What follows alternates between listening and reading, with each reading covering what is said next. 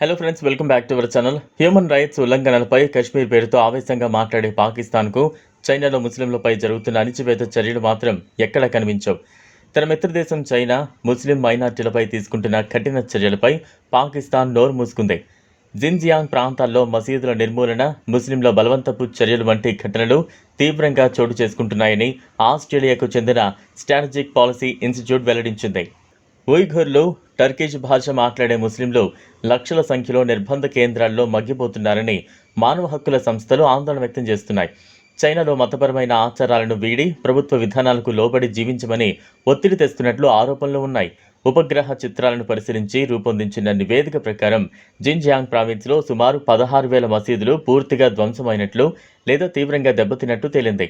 గత 3 ఏళ్లలోనే 8,500 మసీదులు నేలమట్టమయ్యాయని నివేదికలో పేర్కొన్నారు. ఉర్మికి, కస్గర్ ప్రాంతాల్లో అధికంగా మసీదులపై దాడులు జరిగాయని స్పష్టమవుతోంది. కొన్ని మసీదుల గుమ్మటాలు, స్తంభాలు తొలగించి వాటి పునర్నిర్మాణం ఖచ్చితంగా అడ్డుకుంటున్నారు. మరోవైపు మసీదుల్లో లౌడ్ స్పీకర్ల వినియోగంపై సౌదీ అరేబియా సంచలన ఆదేశాలు జారీ చేసింది. అజాన్ సమయంలో వినిపించే లౌడ్ స్పీకర్ల శబ్దాన్ని 3వ వంతుకు పరిమితం చేయాలని ఆదేశిస్తూ మిగతా సమయంలో వాటి వినియోగాన్ని పూర్తిగా నిషేధించింది. ప్రజల నుంచి వచ్చిన ఫిర్యాదులపై స్పందనగా ఈ నిర్ణయం తీసుకున్నట్లు ఇస్లామిక్ వ్యవహారాల శాఖ మంత్రి అబ్దుల్లా లతీఫ్ అల్ షేక్ తెలిపారు. చిన్నపిల్లల నిద్రకు తీవ్ర అంతరాయం కలుగుతోందని తల్లిదండ్రులు చేసిన అభ్యర్థనలే ఈ నిర్ణయానికి కారణమన్నారు. ప్రార్థనా సమయంలో ఇమాం పిలుపు కోసం లౌడ్ స్పీకర్లపై ఆధారపడాల్సిన అవసరం లేదని మంత్రి అభిప్రాయపడ్డారు.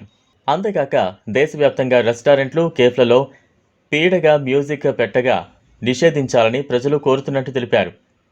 యువరాజు మహమ్మద్ బిన్ సల్మాన్ నేతృత్వంలో సౌదీ అరేబియా దేశంలో తమ ప్రమేయాన్ని క్రమంగా తగ్గిస్తూ సరైన దిశగా ప్రయాణిస్తోంది.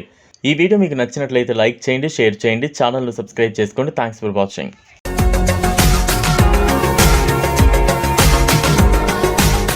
మరిన్ని అప్డేట్స్ కోసం మా ఛానల్ని సబ్స్క్రైబ్